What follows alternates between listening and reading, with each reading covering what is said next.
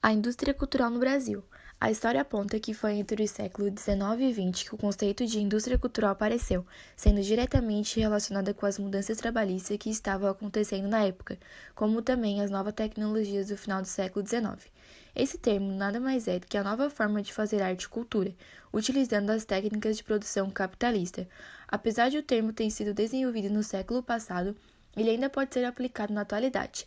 Este conceito foi desenvolvido por Theodor Adorno e Max Horkheimer, sendo referido à adaptação da produção em massa, criado por Henry Ford.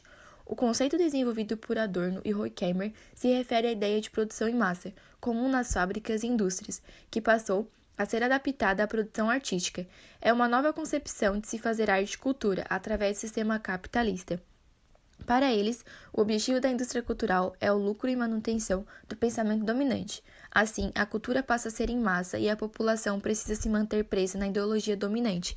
Esses pensadores acreditam que a indústria cultural trata as pessoas como simples consumidores, que são definidos através dos produtos consumidos, incluindo a produção artística. Característica da indústria cultural: tem como principal finalidade o lucro, padronização dos gastos e interesses dos consumidores, massificação dos produtos, produtos fáceis de serem consumidos e homogeneização dos produtos. Filme, músicas, novelas, peças e etc. são semelhantes e por isso acabam fazendo sucesso. Escola de Frankfurt. A Escola de Frankfurt foi fundada em 1924 por Theodor Adorno e Max Horkheimer com o objetivo de ser um espaço para debates críticos sobre a nova sociedade que estava surgindo após as revoluções operárias na Europa. Dessa forma, ela originou a teoria crítica e filosófica de ideologia marxista ocidental.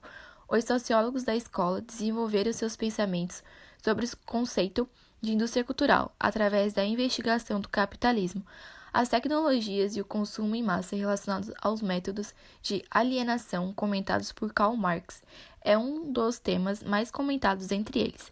Para eles, da mesma forma que as notícias políticas e econômicas eram transmitidas pela mídia através desses canais, a arte e o entretenimento também eram, e, portanto, serviu como estratégia de controle social. A indústria cultural no Brasil. A consolidação da indústria cultural no Brasil aconteceu de forma tardia. Foi apenas em 1970 que os pesquisadores começaram a estudar esse tema e os efeitos que tiveram no Brasil.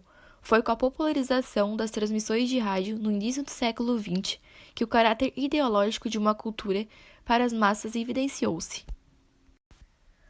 Problemas causados pela indústria cultural.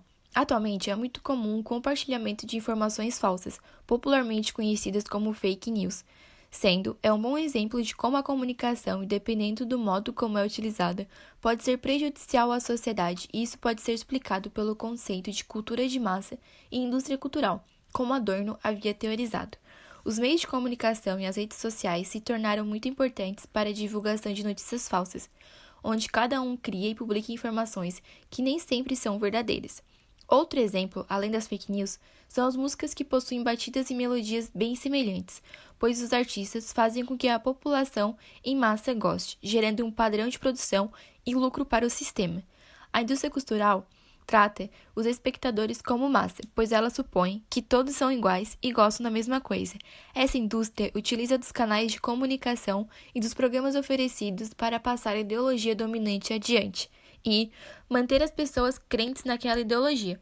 Essa massificação do conteúdo fez com que a complexidade das obras diminuísse. Com as redes sociais e sociedade, assumiu o papel de agente consumidor de entretenimento e cultura, favorecendo o capital de giro e garantindo que as grandes empresas tenham lucro contínuo.